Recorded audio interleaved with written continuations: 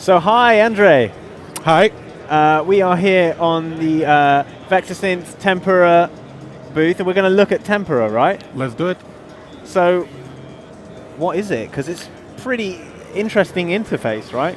So this is a granular synthesizer or sort of sampler grain slicing thing. The basic operation is that you have 8 tracks or samples. This is sort of something between a track and a sample. They can be short, but they can be like 10 seconds, 12 seconds.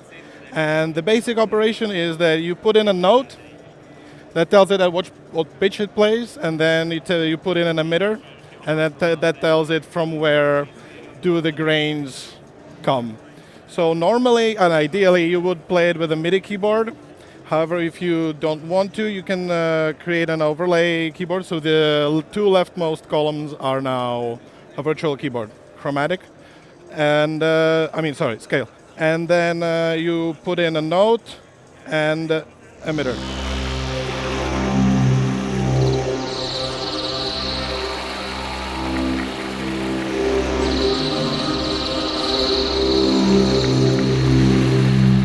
So there's 4 emitters. Each are color-coded, so this is up to you how you organize your sound. All 4 of them can play at the same time, and they can have different settings. And so the emitters are kind of like sample slots. Basically. And the emitter can have a different size. The emitters, the grains can have different sizes, different density, and you can modulate the parameters of this. So with the right setting, you can make it have it circle around your finger or go in a square. So this thing has a total global pool of 4,000 samples.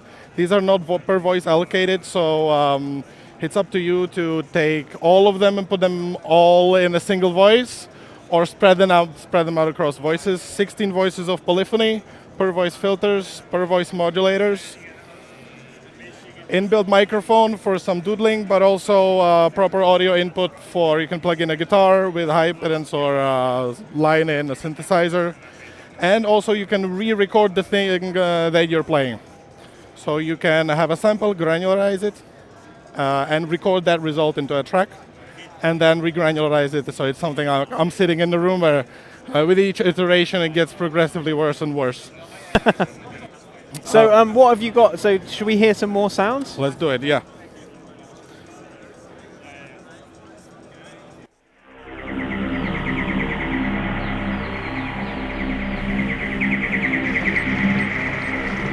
Your emitters, keyboard hold and emitters stuck like this. You can use multiple of them at the same time. You can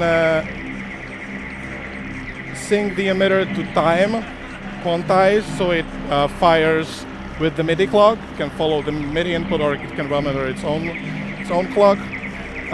We have a fantastic lush reverb, several filter types.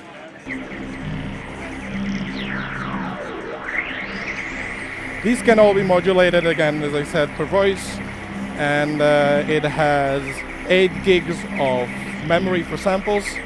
If that's not enough, you can always stick in a MIDI, an SD card that expand the storage, or a USB flash drive.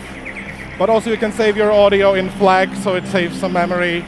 You can do also MP3 and stuff like this, but I'm not sure you would want to. Metal case. We have only a few of these. These are prototypes. You can see this is number 1. Okay. You can see vessel mount here, so you can put it in a convenient place. Metal case, sturdy. So what have we got going on in this patch that we're hearing now? So there's these samples loaded, and the blue emitter is triggering bits and pieces of the sample. So not only that you get to scrub along the sample, but you can also use adjacency of samples to blend different things. So not only it is important to have a nice sample, but also it is important to have nice samples next to each other. So you can leverage that some samples are different, some are the same on purpose, and so forth. We try to make the interface provided good utility in terms of where from the grains are pulled. As you can see, there's no waveform here. We try to encourage people to not focus too much on the waveform itself. And to listen. And to listen and explore with your fingers to what you get. This is DC powered if you want. It's quite difficult for a small company to deal with batteries. But you can get a power bank like this with a cable. The LEDs eat a lot of juice. So with this, we have calculated that it would last about 3 hours. But if you turn on a power saving mode where the grains, the LEDs don't shine as much, it would last much longer. But enough to play a gig or something on a battery power, right? Yeah, 3 hours for 6 should be probably fine for a gig, yeah, as you say. So when are you kind of hoping to have it ready? So we want to start doing pre-orders as soon as we can, so we know what the demand is, and that way we can know how much to ramp up the production. It takes some time for the production to complete. I can't say at this point that where this will happen. Price-wise, we're looking at, we're not sure about that completely either, but we're looking at something above, a little above 600 euros without VAT.